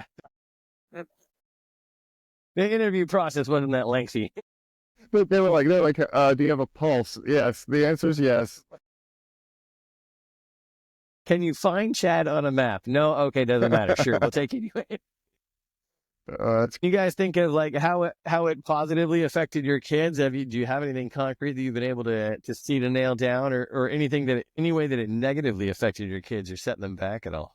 Well, I can say kind of along the same lines as like the education goes. I've seen my kids, especially as they've had to now they're off in college and they're branching out. They got their own budgets because of the way they kind of budgeted on the trail as far as like resupplies. They learned a little bit about budgeting that I think most high schoolers aren't learning. As far as like, oh, this is whatever. I need to I have this much money to spend, to buy books and to pay for tuition and to pay for housing and to, am I going to buy a car? Or am I going to ride a bus and ride a bike? And so I've seen that positive effect, in their lives that I think they picked up from the trail. And I know that there was things, just as far as like our family when it came to how we worked our like town days, because, like if you went into town and it was like, okay, we're going to go into town. And then if you're going to go out to eat and you're going to get a hotel and you were going to refly, all of a sudden it's like, well, you could drop a ton of money. And so we kind of, decided like, we're going to make some trade-offs, so we, we changed it. So it was kind of like every kid at the beginning of the trail basically had like a one night in a hotel. So they could kind of say like, hey, we're going to spend a night in a hotel. So most trails, like we got 6 nights in a hotel total. And that was kind of the way that we budgeted things. So I think that they took that and have run with it. And I've seen that. I think that's a positive effect in their lives because they're spending their own money, and I think they're managing it well. So I think that's positive. As far as the negative goes, I think everybody has that kind of, what do I do now that I'm on trail? Whether it's a big goal, because trails are awesome, and then the other thing is, that you eat whatever you want when you're on trail, and then you get home trying to rein that all in is problematic as well. So yeah, I've seen that problem too. It's a problem for the parents as well. It's a big problem for the dad. Just bulking up for the next hike. That's all. That's really good. Yeah, I think for me, Aiden is probably the one. My oldest, my daughter, Aiden is probably the one that I think probably felt the most potential negative effect, in that she put life off for another year and started school late. So she's the oldest graduating senior by 2 years up at her college, and so it's a little awkward.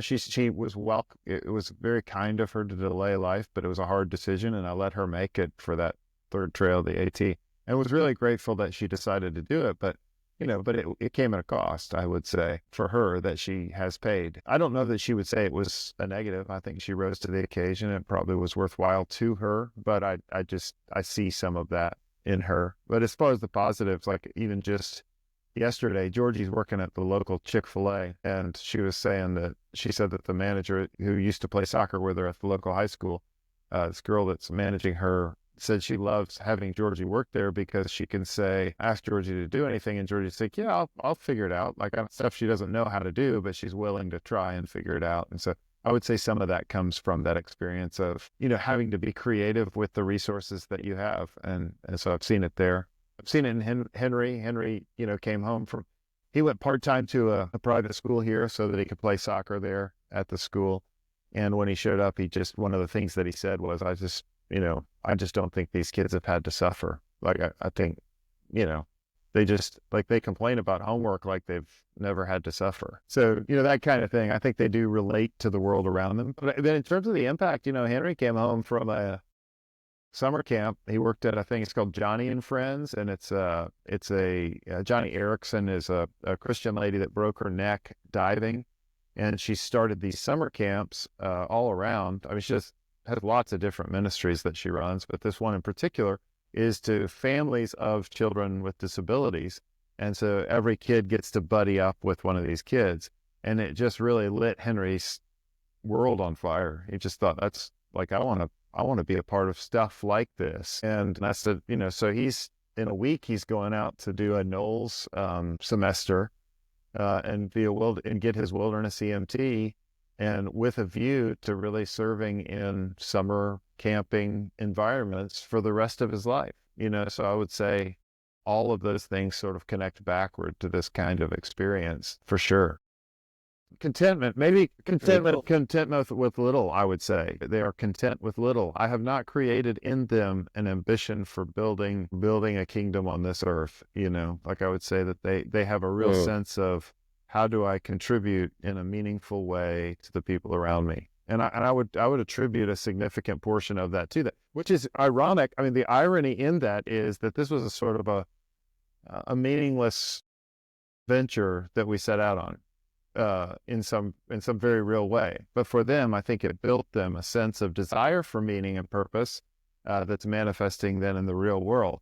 Me, I'm left to just dream about hiking more, but them, I think they've really made the connection. So, yeah. How about you? I would just say that we've touched on some other things, and I won't mention any negatives, but just one positive is that my kids who grew up in Africa without really having any contemporaries around them. I mean, they didn't really have any social contacts with first world people, learned how to socially interact with people from, I mean, it's predominantly white out there on the trail, but there are all ethnicities, just maybe not in a demographically, like not in a way that all of America is, but there are all demographics out there. There's every religion out there. I mean, there's liberal, there's conservative, there's wealthy and poor. I mean, there's people doing it on vastly different budgets. There's college kids out there, there are retirees out there. And I got to see my kids kind of interact and converse and do exchanges with all of these very varied and different people from so many different backgrounds.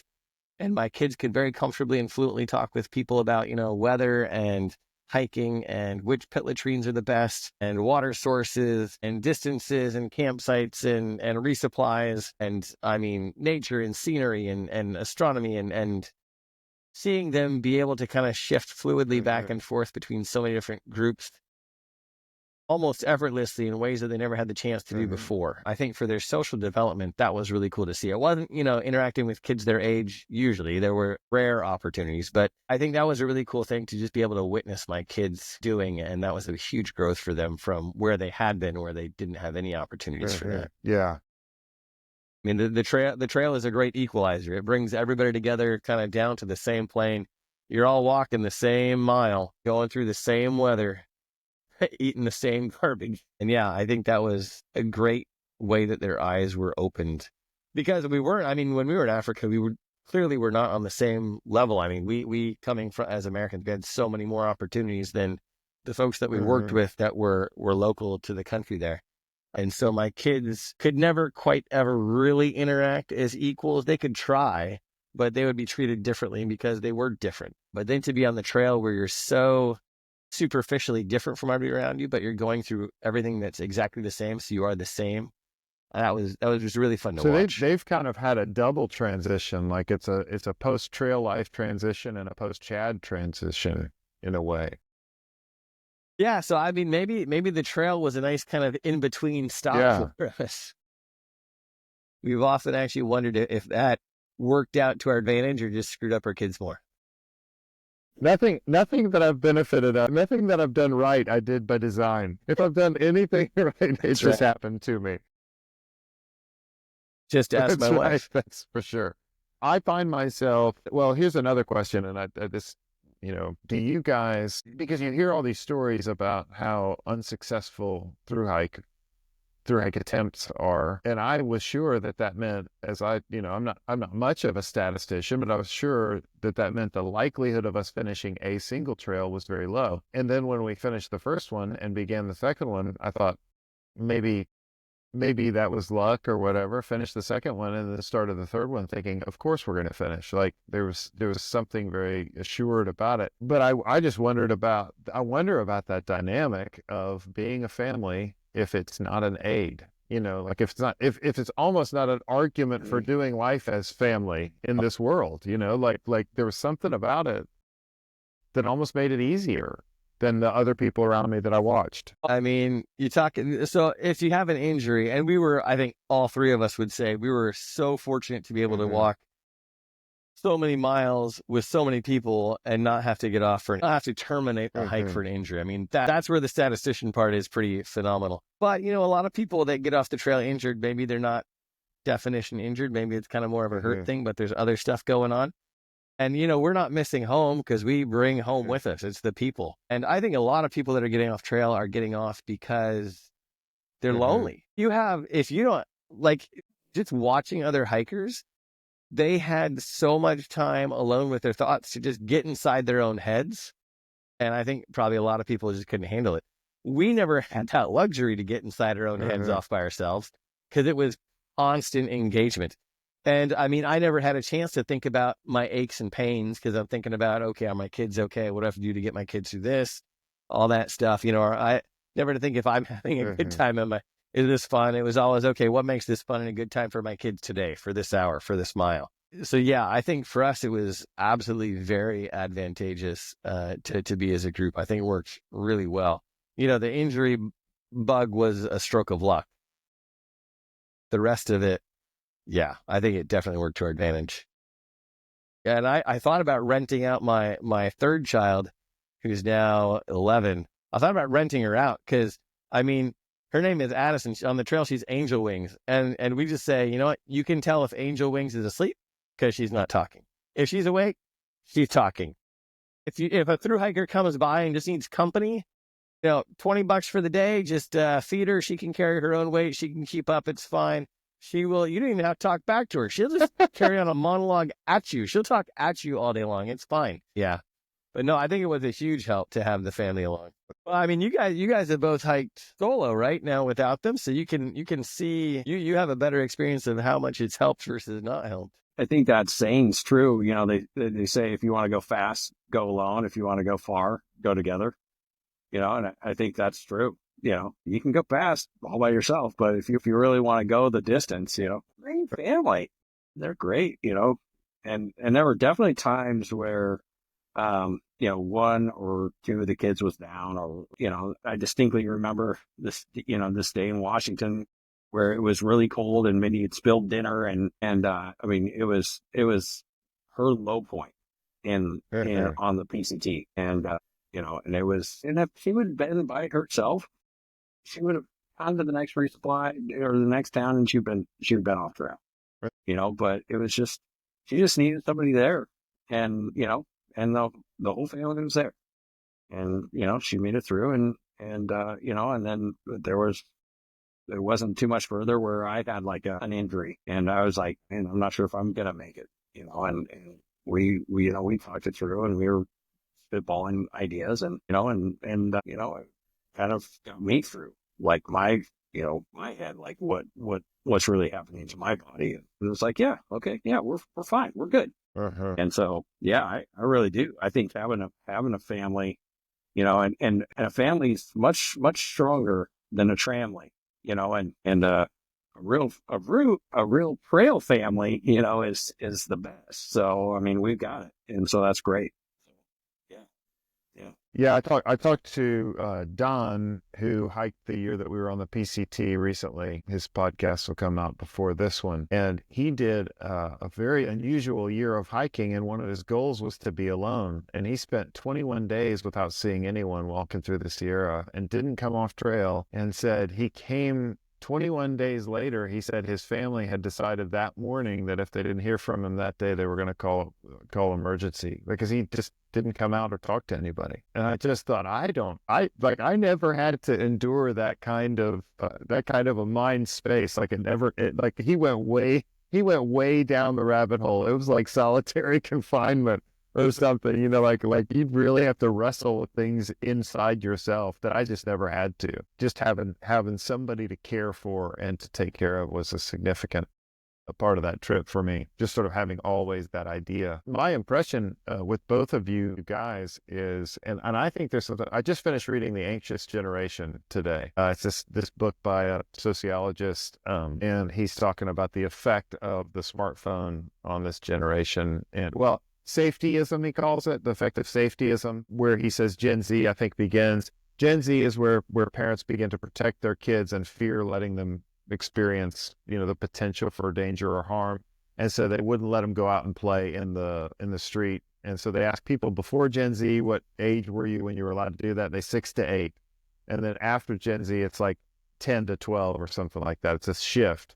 So the safetyism combined with the phones, the smartphones, become this just huge problem. And it's another thing that, like you say, I stumble into this gift that the trail was for my kids because it exposed them to risk, which he says is key, and it removed them from the potential for that early interaction with that kind of online presence or unreal interaction with the world, and enforced that real interaction, like you say, Olen, with this first world, for your kids with this first world community, but but this very interesting subset of people in a very real and sort of shared task.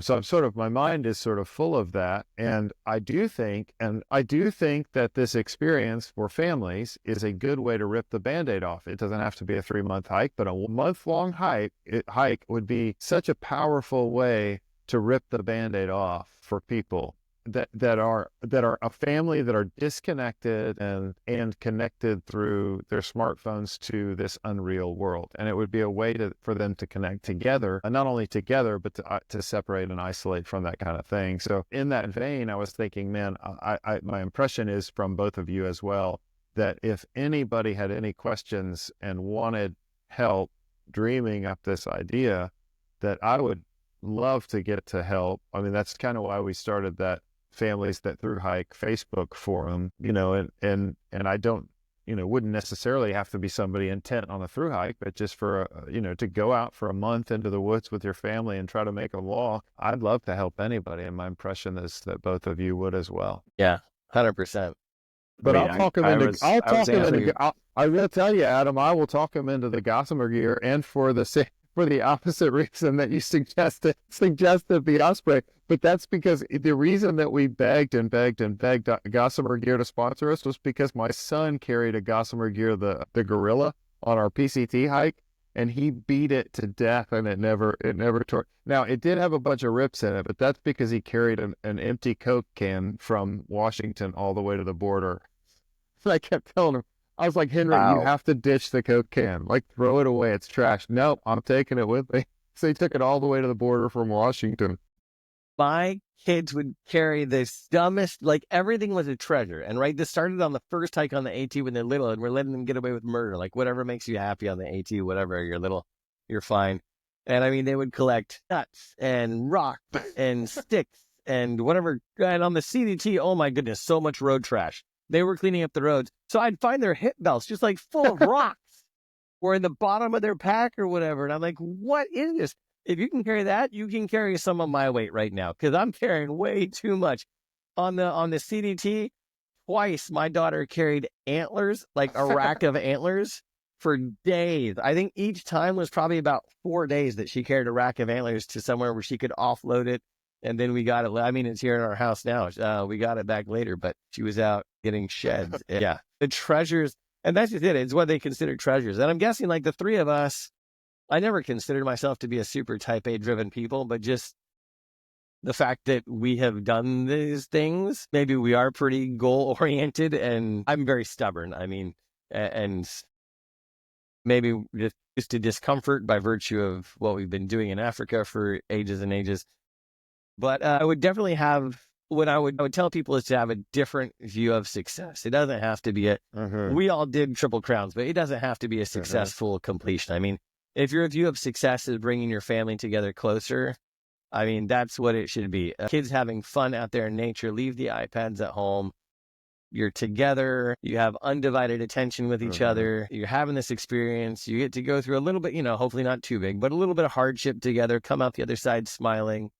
Yeah. And I mean, if your goal is a thru-hike, that's awesome. Maybe temper expectations. Like you said, most people start out and don't finish, but, just enjoy the journey. By the time, because, you guys, I'm sure I'm not the only one that like the last stretch of a trail is just like, all right, we're getting there. Like, no matter what, if we have to go on crutches, like we're getting there, let's just get there. And then, the utter loss once you actually get there, and what are you going to do the next day besides hobble around on your aching feet? But, don't necessarily have that focus on the terminus. Just, enjoy every step out there with your kids. It is so much fun. It's a memory that you'll have forever that you'll never get another chance at. I mean, my oldest is just turned 16, and hearing you guys talk about kids going off to college, man, you guys are going to make me cry here, and I'm going to have to go plan another hike before this kid goes off to college. I mean, just enjoy these times, every single step, as much as you can. Yeah. I would have said when somebody asked me about the most significant thing about the trail, there was a moment with Georgie on the Pacific Crest Trail. We'd come through the Sierra. Our southbound the threat was the Sierra. So once we hit Kennedy Meadows South, we're done. We're fine. We're going to make it in theory. But we enter the desert, and the next stretch to Tehachapi is no easy It's not easy. It's a lot of elevation gain and loss, and there's a long way between water. And so we're heavier. We're carrying heavier water. I'm not carrying 100 pounds worth of water, Olin, but I'm carrying some heavy water. And Georgie and I are climbing a hill, and she's having another, we called it Cry 30, just melting down, and it hasn't happened for a long time. And she just looked at me, and I said, Georgie, you going to be okay? And she's like, yeah, I just have to cry, but I thought I was done crying, Dad. And then she said, Dad, I just want to know, like, what do you do when you feel the despair coming on? And I can remember thinking, oh my gosh, like, this is why I came. Like, I came for this experience with my 11-year-old and this moment. And I've always sort of thought that encapsulated that experience. But then the other day when the ladies were on, and Monica was talking about laying out with the whole family side by side under the stars, with the stars just wrapped right on your face, and laying side by side and laughing. You know, you're warm because you're together, you're laughing, it's hysterical, and you just think, my gosh, like, it is not going to get better. It's not going to get better than this moment. And so it's probably, part of me is I'm trying to chase the reality of that in my day-to-day life, and it's really hard with all the distractions. But I love that experience with my kids. And I think I envy that for everybody. I'm jealous for so many people that I know to get to have that kind of experience with their kids. Such a defining moment for the whole family as a unit. Adam, any parting words of beautiful wisdom? Not really. I'm pretty much out of words of wisdom, but I think just go and do it. Just go and do it, and you won't regret it. I think anything that you sacrifice, whether it's monetarily or career-wise or whatever, it's well worth it in what you gain as a family. And I wouldn't trade that for anything. Yeah. Yeah. So if your wife made you listen to this because she's dreaming of a Thru-Hike, any of the three of us are happy to help in any way we can, other than talk you out of it, because we would want to talk you into it as the best thing. Because, my goodness, my kids are going to be the best thing that I have to have said. They're the best words I've spoken in this world. And to have gotten this time with them, I just really feel like this is such an obvious, and it's such a rolling downhill sort of experience. It's so easy. You just push the ball down the hill on this, and it counteracts so much of what the world is offering that is not good. And this just gives them so much of you, and it gives you so much of them. And man, what an experience. So you're not going to get talked out of it between the three of us. You hear those stories about people on their deathbeds. They never say, it's like, oh, I wish I would have spent more time at the office, or I wish I would have spent more time with my business. It's they wish they would have spent more time with their family. So just think of that. Or more time scrolling TikTok. More time doom scrolling. That's good. Thanks. Hey, thanks so much, you guys. This has been absolutely wonderful for me. Really good. Thank you. Yeah. A lot of fun. A lot of great memories. It's fun to think about. And more to come. All right. We'll talk to you guys again soon. All right. Sounds good. All right. You got Thanks, it. Vince. Thank you. Hey, that was a really fun time for me today, getting together with these two guys. They are interesting and wonderful people who really, truly have a deep love for their family, and it is evident. It's irrepressible, and it's really fun to be with them and learn from them. Hope you enjoyed the show today, and tune in next time for some more Pretty Good at Talking. Thanks very much.